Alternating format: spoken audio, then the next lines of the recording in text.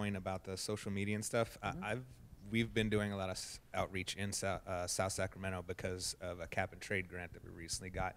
And it's interesting, I'm finding that a lot of the organizations that are there and help the individuals, especially of the lower socioeconomic status, they don't have much presence, or I guess maybe they don't feel like they need the social media, because a lot of those places are drop-in, and they're like centers, you know, they're trusted community centers where they're going to get someone that comes in because they need help filling out their Affordable Health Care Act form. And, you know, I think a lot of those folks in the community might not have internet access or phones or computers to access them via Twitter or Facebook. So I don't think that they put the effort or time into doing stuff like that. So, which is important to keep in mind, I think. Yeah. So you're gonna have to evaluate how effective they're doing social media, what kind of outreach they're doing, and really when you're looking for partners, you're almost gonna have to mimic and ask them how are you reaching your communities. And you know, one thing that we've seen used very well is, when possible, how can you tag on to something they're already doing? If they've got a good flyer distribution in the community, can you tag a message onto it? Yeah. So again, you know, some of them may be very high tech, some of them might be social media, some of them might be old school flyer distribution, you know, knocking on doors. Tap into those organizations and find out how to mimic or just partner with, tag on to theirs. So let's take the next step into the interview. So you've gotten a call, you've sent out a press release, you've gotten a call, you've made your resource calls, you're now on someone's contact list, you're now in their mind frame. Before you say yes to the interview, and I'm going to tell you to say yes as often as you can, just a couple questions, or before the interview happens, we always want you to be prepared for the interview. The worst interview is going to happen is when you're not prepared. When it just happens, or yeah, someone's coming and I'm in meetings back to back to them, so I really don't have time to prep. So the more you're prepared, we're going to go over more of these tips and techniques, but the more you're prepared, the better you're going to do in the interview, and the best chance that the reporter is going to get a good story, okay, get something valuable that they can use. So one of the first questions is, who's the best person for the interview? You've already talked to the reporter. Your job when you first get the first call is to interview the reporter as much as you can. What's the story? What's your deadline? Do you have basically where are you coming from? How's the story? And many questions that you can ask them to get a sense of what the story is going to be. So one of the things you're going to say once you have that information is, who's the best person for the interview? Who's the reporter? What kind of stories have they done previously? One of the first things, the first time if I get a call from a reporter and we haven't worked with them before, first thing we do is Google or do an article search if it's a newspaper, see what we can find online if it's an online publication. You can typically find some history, find some history about that outlet if you haven't dealt with the outlet before. Maybe you've made the resource call, but it's the first time they called you for an actual interview. So dig a little deeper and find out. See if you can find out as much as possible.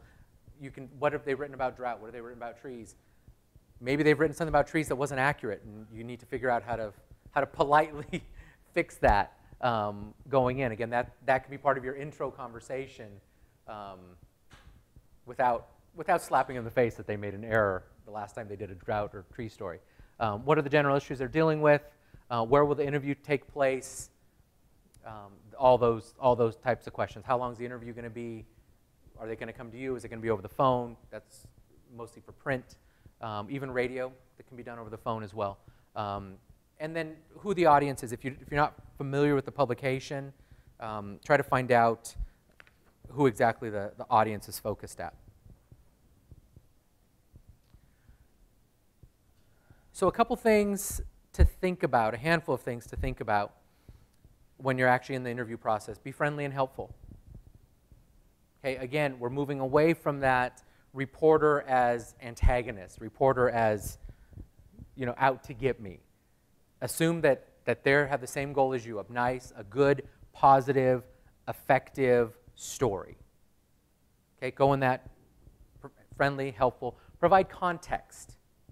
Again, assume you might even they've called you about a story, you might ask them a little bit, some leading questions about what have you written before, what statistics are you using for the story, something, and then maybe put some into context. Have you heard the latest announcement from the governor, or the latest announcement from your own local water company? If there's things that you know that can help put more context around the issue for them to get a better story result, provide that to them as well. Admit it when you don't know the answer. The worst thing you can do is start guessing, because then you're going to start getting off message. You're going to start kind of going down, and you're going to get trapped. So if you don't know the answer, the best answer to that question is, I don't know, but you know what? I think Matthew knows. Let me talk to Matthew, and we'll get back to you. Or a lot of times what happens is they'll ask you for a specific number. Don't have that off the top of my head, but I'll get back to you by 2 o'clock. Give them ask them when they need it by, when they need the resource. Maybe you have to hand them off to someone else for a second interview, those types of things. But don't start guessing, and don't start saying or thinking or suggesting that you know more than you actually do. It's okay not to know everything. Nobody knows everything, and it's okay. It's okay. Be patient, prepared to repeat yourself. So there's a couple things. One of the things to think about, I will tend, as I'm speaking, to start going faster and faster and faster and faster. My wife reminds me about that on a regular basis. And so think about your own speed. If you tend to speak fast, then slow down. Know that yourself that you need to slow down, especially for a reporter who might be taking notes. If you're going 100 miles an hour, most of them have shorthand or something, but be sensitive to them taking notes. Be sensitive to them being able to follow along. Especially if you're on message, you're repeating your message, and you're driving at home, you don't want them to miss what you're saying. So just be very patient, slow down, be aware of kind of your speech patterns, how fast you go, and adjust that as necessary. The negatives. So there's an old adage that says, and this is primarily TV or radio. If some people will tell you, if a reporter asks you a question, to repeat the question in your answer so that you have a full frame of question and answer. The problem with that is if you're asked a negative question or an inaccurate question and you repeat it to then answer it, then the inaccuracy is coming out, or the negativity is coming out of your mouth. So what you could do is reframe it, rephrase the question that's actually more positive, turn the negative around, or just go right into the answer. But be careful. And again, these might not be, sometimes they might have a negative spin, or they've heard something negative or something inaccurate. It's not most of the time that they're out trying to get you. They might just have some misinformation. So make sure you correct that.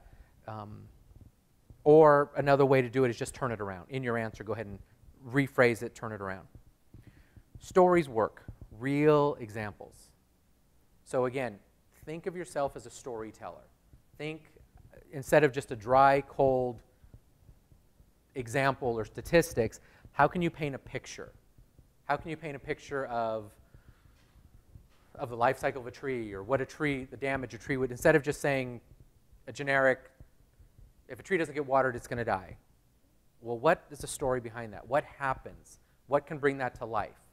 What paints a picture? What paints a picture for people? Reporters make errors. So there's two things that are going to happen occasionally. Not intentional. Sometimes the reporter might throw out a wrong number, statistics, enact something they heard that's more,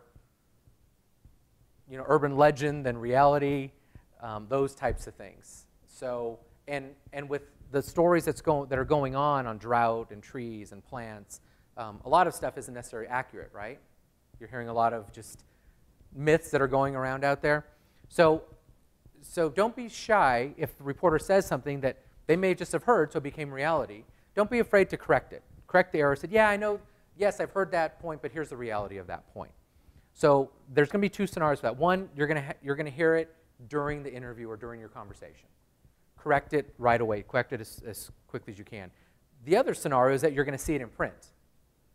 maybe a number came out wrong, or they pulled a statistic for something else or something. Don't be afraid to correct that. The reality is the longer an error stands, the more it becomes reality. So we want to correct it as quickly as possible.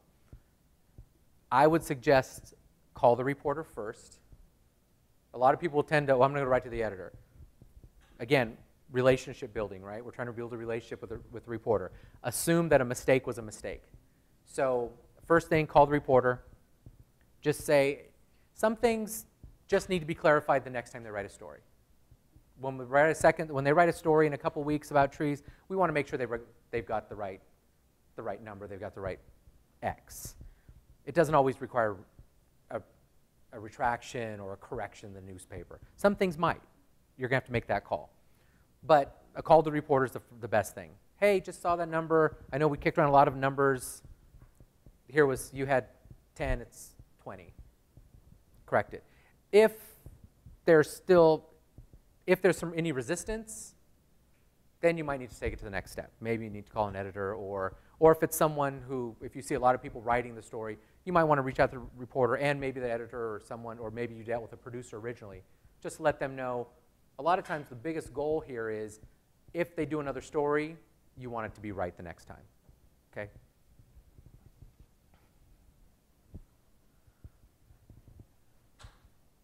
Establish rapport. So one of the things you're going to want to do, think of it as speed dating, if you will. You're going to see the reporter. They come in for an interview. Try to get on the same page. Try to get a positive rapport going as quickly as you can. Especially if, you know, a TV, if it's hostile, if something happened, or if it is a negative issue, that comes through.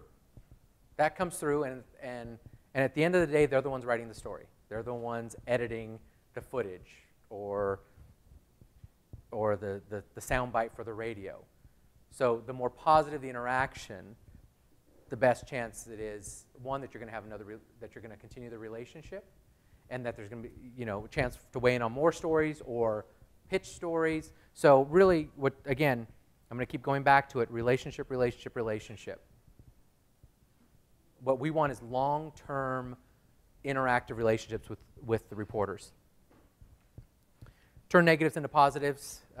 We've said that, especially if a negative question comes, go ahead and rephrase it, turn it in, maybe repeat it as a positive, turn it around, take the negative out of the air. And again, a lot of times it's not going to be an intentional negative. It's just going to be maybe something they heard incorrectly, or something like that. Retain the initiative. What do we mean here? Typically, if I sit down with Marjorie, right? If we're sitting down over lunch, having a friendly conversation, it's social. There's a conversation flow. I'm asking questions. I'm sharing stuff about me. Marjorie's sharing stuff about her. You know, there's questions. There's conversation. This is not that setting. An interview is not a social interaction. Your goal is not just to answer questions. A lot of people go in and say, my goal, I'm going to go in and answer the questions they ask. The problem is, if they don't ask the right questions, you may never get to the message that you really need to get out. So what we want you to think about is, how do you maintain the initiative or control in a positive way, not in a negative, overbearing way. But how do you help maintain some control and direction of the interview? We'll talk a little bit more about messaging and bridging techniques. But in general, we want you to think through, be on guard a little bit more, assume that anything you say is on the record, and just maintain initiative. The goal is not to answer questions. The goal is to get your message across. The questions are a vehicle to get your questions across. So we need you to be a little bit more aggressive, a little bit more assertive. What happens when you're asked a tough question? And sometimes they will be tough questions. One, it's a tough question because it's a little in-depth. Two, maybe it's a little tough question because it's maybe a little aggressive. The one thing you cannot afford to do, especially in a television, in a film setting or radio setting where you're being recorded, is to get angry. The last thing you ever wanted, again, that's the old hard copy approach. They wanted anger. They wanted someone running from their car. They wanted someone turning away. They wanted someone yelling no comment. What we want is positive interaction. So if it starts getting a little rough, if you're getting tough questions, my trick is I typically just slow down. Slow down, stop, maintain control, maintain a little initiative. Sometimes when questions get tough, they start coming faster, a little bit more aggressively. The best thing to do is just slow down and stop. One of the things that an old tip that someone gave me years ago, I think in college, was, and he was a former reporter, he said the best thing that someone ever did was I was getting aggressive with them and kind of trying to run them over a little bit, and they looked at me and said my name. You just stopped, slowed down. Cindy, happy to get to any questions you have. Can we take them one at a time? Just something. Take back control, and a lot of times the best, if I'm trying to get my boys' attention, first thing I do is say their name, right? Okay? Come here, Max, come here. Max, we need to have a break. So that works in this setting too. But just the best way to do it is control the pace, control the tone, and if need be, say it to slow down, or just maintain that initiative. Correct mistakes immediately. Again, we talked about that a little bit, but if a bad number comes up, don't think, oh, I'll correct that before they leave. Correct it right there on the spot. The longer they live with a statistic or a number, the longer it becomes reality to them. So if you see it, this is the point. Maybe you Googled articles, or you went to their publication to look at articles, and you saw a misprint. When you're setting up for the interview, that might be a good time to politely say, "Hey, I read the last article. Really enjoyed it. Good article. Just wanted to, if you don't mind, I'd love to point out one thing. Or that number that was a number. The new number for that is this." They want to make sure they're accurate as well. So help keep them up to speed. Okay, room of true believers. Avoid jargon. Every industry, every organization has your internal speak, right? Has your internal jargon. No one else knows what it means. So if that's the way you're talking, we're actually doing some work for an organization right now that transportation related that has a ton of jargon, technical terms, just acronyms that have become words that they use, and so we'll see some of those pop up in information that's going out to the public or that they want us to translate into Spanish, and so we typically have to stop and say, one, we don't know what this word means, and we don't think anybody else outside of your organization does. So be very careful. Be very careful of jargon, industry terms, things that you live with every day. Stop and think. It might even be an exercise for you with your organization, with some colleagues, is, we use this term a lot, but I don't think it resonates to the general public. How could we better say this to someone else? How could we best describe this term to someone else? Because it resonates with us, but it doesn't resonate outside of our walls. The question was asked earlier about statistics and facts. What do we have up here on the board? Statistics equal boredom, right? Worst interview ever is if you're just 15% of 2,000 of the Dow Jones, right over your head, right over someone's head. Maybe it makes sense to you. A good statistic is gold if it tells a story. You mentioned the 30%. I never heard that. That's great. A good shade tree can save you 30% on your, utility? Up to 30% on utility. Cooling costs. Okay? That's a great statistic.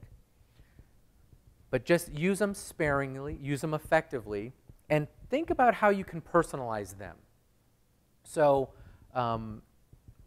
we do a lot of healthcare work, and we used to do health coverage, a lot of work around health coverage for children. And one of the things that we started talking about is instead of talking about, 70% of the kids in this community were uninsured. What we started talking about is, instead of just saying 70% are uninsured, it's 7 in 10 children. Or let's say you're using a big number. Let's say you're using 17,000 people in Sacramento. That's a sleep train full of children, right? Start thinking of something that paints a picture. You give a number. That's 9 out of 10 people in our local community, right? That's a picture that suddenly is painted as opposed to 90% or 9 out of 10. Start thinking how you turn a statistic into a story, into a visual. You want someone to see a statistic that as you're saying it, they then turn into a picture in their mind. Yeah, Jose.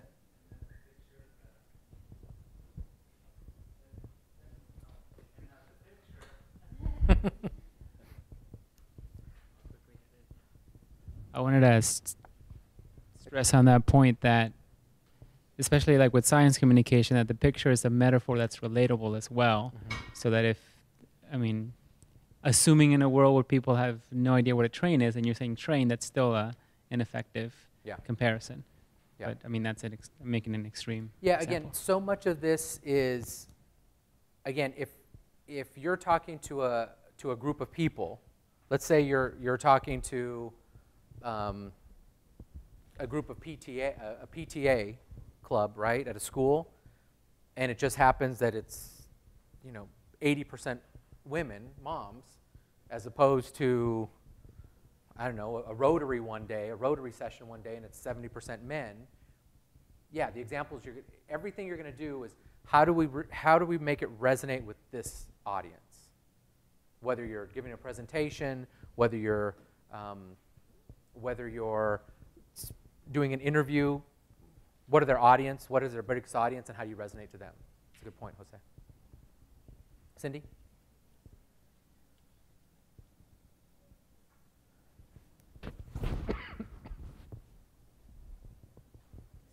Just a general question.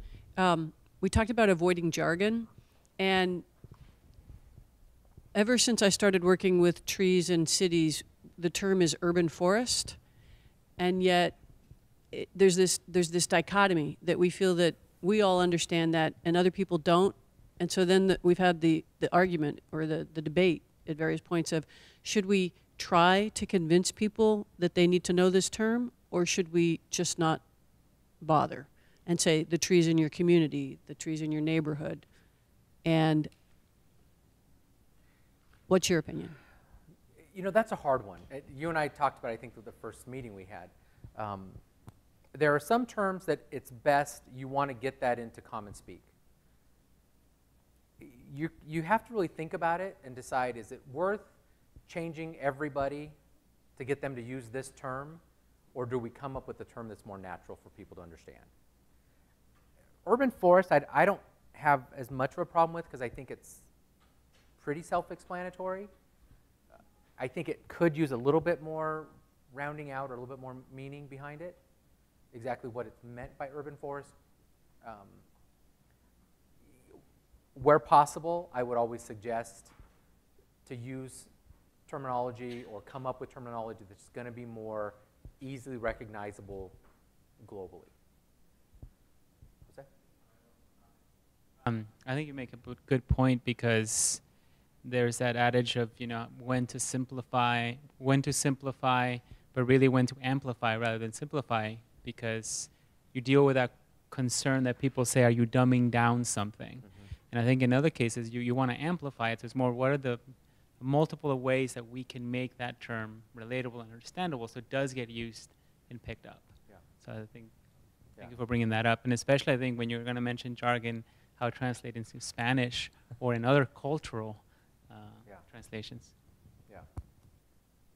And that's the problem and that's one problem you have when you have someone doing a literal translation, is they're translating jargon, or they're translating idioms that don't work. So you have to really think through how to make it work in a different language. you know, Cindy, I would be, where possible, how do you get stuff into everyday speak? The last thing, the reality is, when people don't understand something, they don't typically think, oh, I just don't understand that. Unfortunately, the go-to is, why isn't that organization speaking in a way that I can understand them? The negative isn't on them that, I don't understand that term, I should go look it up. It's more of a negative of, why aren't you just speaking English? Why aren't you speaking the way all of us speak every day? So it's typically, if someone doesn't understand something, assume it's typically going to be a negative on you. And oftentimes, if there's enough that they don't understand, they may go somewhere else for the information. Someone else that might be speaking more plainly. Does that make sense? What do people think about urban forest term?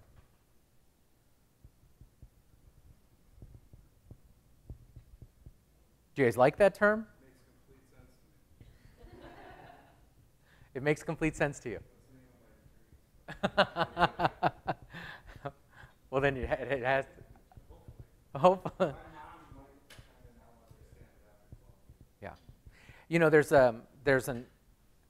we often say, how would you explain something so that I understand it, my grandmother understands it, and my son understands it? Right? Because often, especially when you're, let's go back to the Latino community for a second, especially, or even, you know, if you're talking to a mom or parents that have to explain why we're taking shorter showers, or why there might be a bucket in the shower and, you know, while the water's heating, you know, those types of things. You've got to explain something that someone else can take and quickly explain. I've got to explain it to my 12-year-old. Some people have to explain it to a 6-year-old, so it makes sense. Think about, oftentimes what we see in the Latino community is you have people gathering information for other people. We see this in, you know, across the board, but we see it regularly in the Latino community. A family member is kind of assigned a role. So my wife's a nurse. When my dad or my mother or, you know, they have a health issue, they call the nurse, right? And she dispenses information. So think about that too.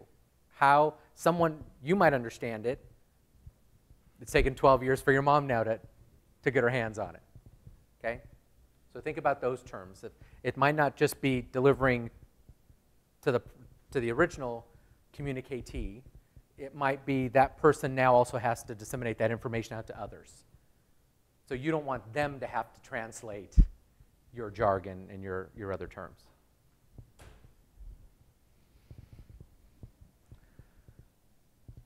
Okay, a couple pitfalls, I guess, tricks.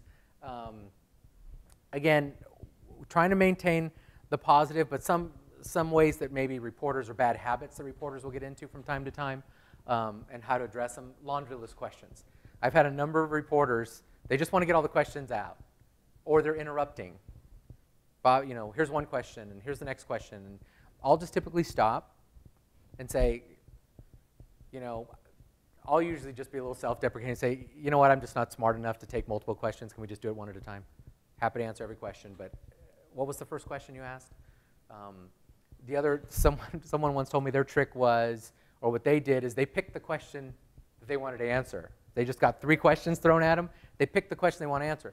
The problem is you have to make sure you repeat the question you're answering, because if you just throw out an answer, then it could go for either the 3 or 4 questions you just got.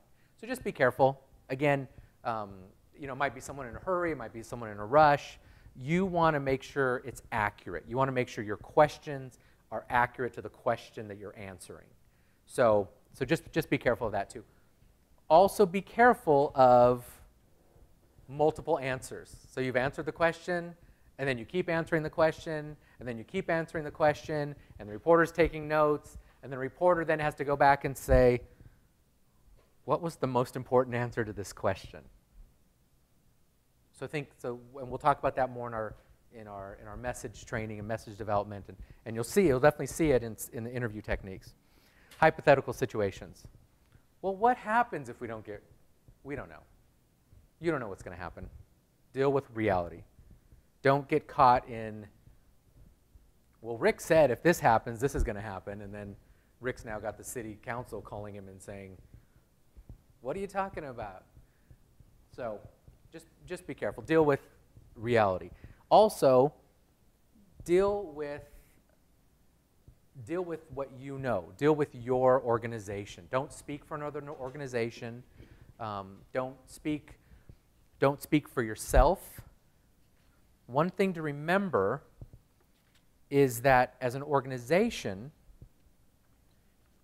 as an organizational spokesperson, you're speaking for the organization. Now, a lot of times your own personal thoughts and beliefs are going to be intertwined, but be careful that you understand who it is you're representing at that moment, and be careful in case something else. This happens, honestly, when I used to be in the healthcare industry, and we were dealing with more legislative issues. Well, we may have been opposed to something on an economic basis. I had a reporter one time actually say, because it was children related or something, and said, Bob, you're a dad. How would you feel? And at that moment, I had to stop and think, I'm not representing Bobby the dad at this moment. I'm representing X. Okay? Now, if I really have issues with that as Bobby the dad, then maybe you should think about where you are. But in that role, understand the role you're playing. Understand who you're representing in those roles. Interruptions very, very similar to laundry list. You've got reporters who will keep talking over you. This really gets problematic. I mean, they love this on Jerry Springer, but that's the only place it really works. Everywhere else, you want, on television, just slow down. If they want to keep running, just let them go, wait, and then get your message out. Okay? I'll also say, I've had reporters that have done this to me, start answering a question, then throw another question over, and, happy to stay as long as you want to answer any questions. If we can take them one at a time. Something friendly, not too confrontational. Embarrassing silence. In our society, in our culture, we're very uncomfortable with silence for the most part. Understand that reporters will use that in various ways. If you're just giving a message after message and not really useful messaging or not useful answers, it might be a way to get you to say more. Because typically, in our culture, in our society, we think, someone asked me a question, I answered it, and now they're not saying anything. I should keep talking. Clearly, I didn't give them the answer they wanted. Clearly, they're looking for more because they're not asking me another question, and I don't want to sit here in silence, so I just keep talking, right? Because I'm filling the silence. Dangerous, right? You're here to give a message. Once you give the message, you're done. If there's another question in the future, it'll come. Sometimes reporters are writing notes. You're talking faster than they can write. So they're using that silence for a second to catch up. If you keep talking, it's hard for them to catch up, right? So just think about it, and sometimes you're going to get comfortable with that. Sometimes it's going to happen because the reporter's, again, maybe not an expert, or they've got a list of questions and, wait, I think you answered those questions. So they're looking at their notes. They're trying to figure out, or they're trying to think of what's the next question they should be asking. And if you keep talking, it's just interrupting them. So give your answer, give your message, and stop talking. Okay? Assume everything is on the record. So one of our first clients, when we first opened up, he was the CEO of this organization, and we were doing an interview. I don't remember, we were in the same town. I don't remember why the reporter wasn't there. But the reporter was back at their office, and I was in his office, and we were on the speakerphone doing the interview. And there was a couple touchy subjects, a couple touchy issues. And she asked a question, and he went on, first of all, he went on for a 3-minute answer, which was 2.5 minutes too long. Maybe it was longer. And at the end of it, he then said, but all that's off the record. And it was dead silence for about 10 seconds, maybe a little bit more. It felt like a lot more. And then the reporter said, very politely, and this is someone that I had worked with for years, healthcare reporter, I had worked with her for years. The voice that came over the phone was, Bobby, tell him why he can't do that. And she was exactly right. And I said, here's why you can't do that. Sorry, that's hers. That's on the record. So something off the record, and you'll see it, you'll see it on TV, you see people say, this is on the record, this is off the record. The reality is, unless you have a relationship with someone, just assume everything's going to go on the record. You don't have a relationship enough to trust them. Maybe it's your first time interacting with them. Assume everything's on the record. Now, if you have additional information, sometimes what we'll set up more is on background. If a reporter's saying, I'm trying to figure out if there's a story here, and so we'll say, do you want to arrange a conversation on background? That means it's off the record, it's kind of information gathering, and if you decide to go forward, then we'll do an on-the-record interview. That's more manageable than trying to go through an interview and saying, oh, I can answer that question, but it's off the record. Okay, now we're back on the record. Okay, now we're back off the record. So just be careful with that. I would typically suggest don't use it. Don't put it as part of your arsenal that you think you can at any moment say, this is off the record, or assume from the moment a reporter walks in, calls you on the phone, and let's say you set up an interview and they're going to come to your office. Assume that the second they walk into your office, you're on the record. You're being interviewed. A lot of stuff happens, a lot of conversations and extra stuff that maybe you didn't need to share happens, especially, I've seen it a lot with television crews. Although nowadays it's just a lot of times just a camera person, they're asking the questions. But if there's a reporter comes, they do the pleasantries, they're shaking hands, they're talking. The camera person is setting up, and there's just banter and chatter going back and forth, maybe talking about the issue a little bit. I typically suggest use that time to frame the story. Once you have them there, if the cameraman's setting up, use that time to start talking about, give them context, give them background. Hey, I just saw this article, I just saw this statistic. I would use that time productively to start framing the story, to start talking more about the issue. But understand, everything is on the record. A lot of stuff happens, especially after the interview, because our assumption is once the microphone goes off, then everything's done. So I've seen a lot that shouldn't have been talked about or more than they wanted to share. When the camera person takes the 5 minutes pulling the tripod down and putting the camera away, and the person's just chatting, and then all of a sudden the reporter says, oh, can I use that? I'm going to use that. Okay, that's not exactly the message we wanted to get out. So just be careful. Assume that as soon as you make contact, you're on the right. You're being interviewed. Until you, yeah.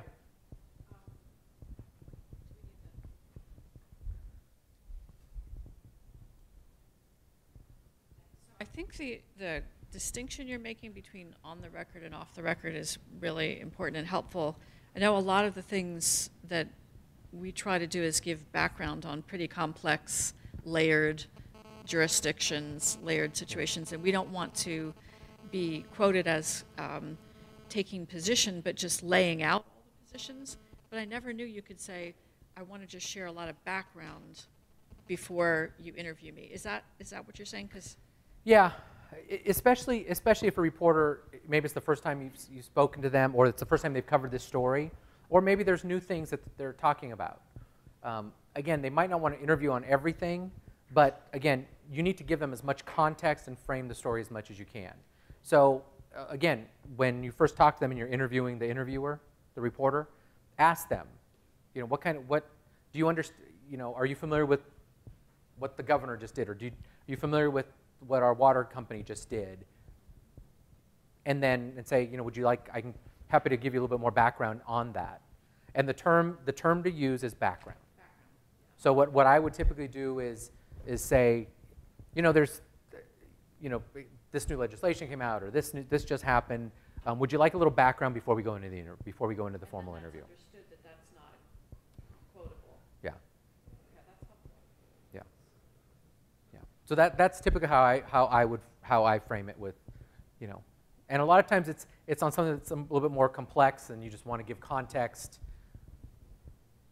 and so help them understand information. Bobby, they might ask you, can I use this? Yeah. Yeah. The question was, and sometimes they have. Sometimes they can ask you if they can use it.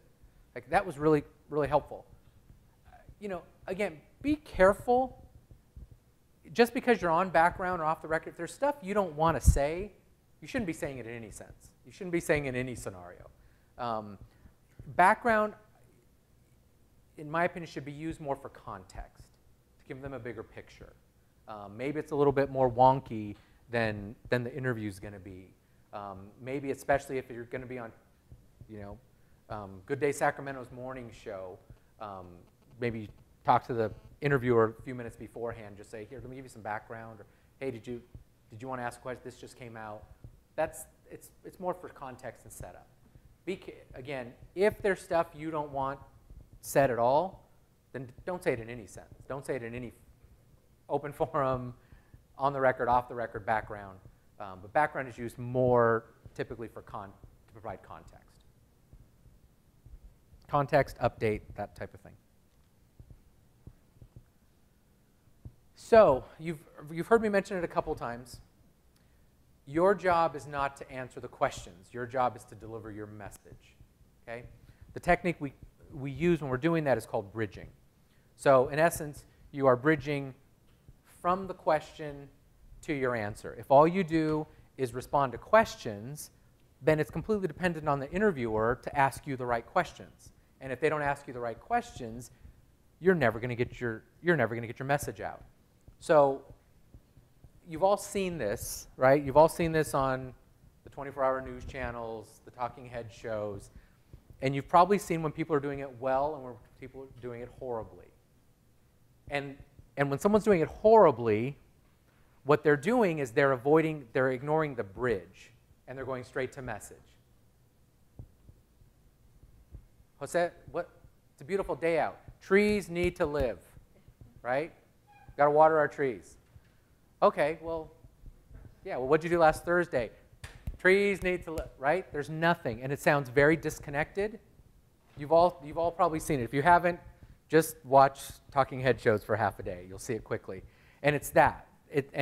What happens when you see that is I start losing trust in Jose very quickly. He doesn't want to answer anything. He's not there to, again, I've said it's not a dialogue, but Jose's not even pretending it's not a dialogue, right? So it gets very irritating. It's very hard to watch, and typically it results in me losing trust in Jose. The better way to do that is for Jose, it's a beautiful day today. It is a beautiful day. You know what makes it more beautiful? All these trees around us. Exactly, right? So he addressed the question, right? He addressed the question, and he bridged to his message. Jose, say that again. So it is a beautiful day. And you know what makes it more beautiful? All these trees around us. I'm so glad that we have them here. We do need to keep them here for everybody. Yeah. So a couple phrases that I like to keep in my back pocket are, that's great. The real issue is, another way to put that is, the issue we're dealing with, any kind of transitional phrase like that, yeah, it's a gorgeous day. My family, when on a gorgeous day, we love to go to the park and be surrounded by trees. It's a shame that trees are dying and that so many people don't know how to care for trees. Can I give you a couple tips? Boom, you're right back on message. It was a pleasant interaction, right? I addressed the question, and then I then I was quickly back on message. And it only took, right? It took us 5 seconds to get back on message. So without that, and again, take some time.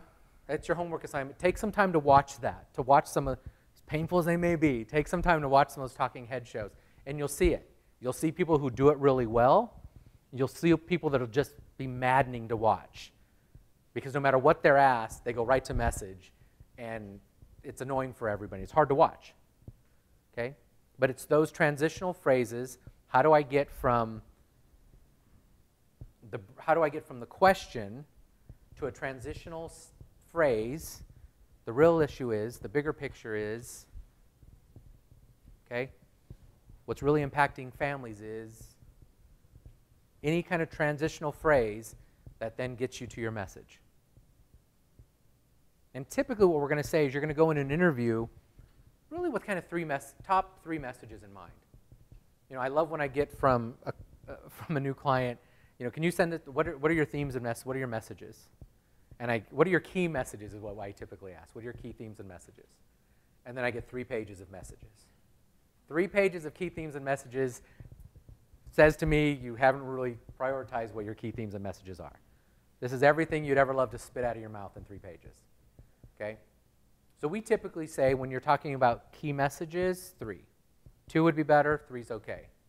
And you might have under each of those maybe a supporting statistic. You're not going to use every statistic, but a good statistic that might support 1 or 2 of those. So when I say go into an interview with your key messages, 2, maybe 3, with a little supporting statistic, 1 or 2, okay? That you're going to personalize, right? Paint a picture. Paint a picture.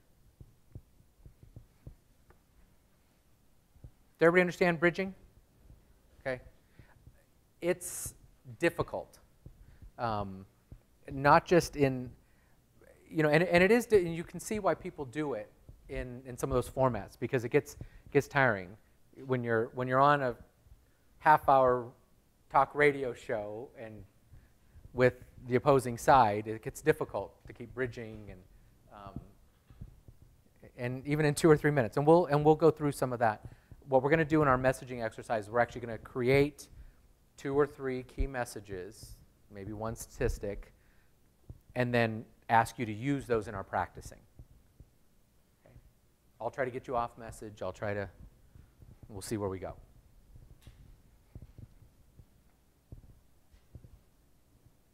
So the problem I have is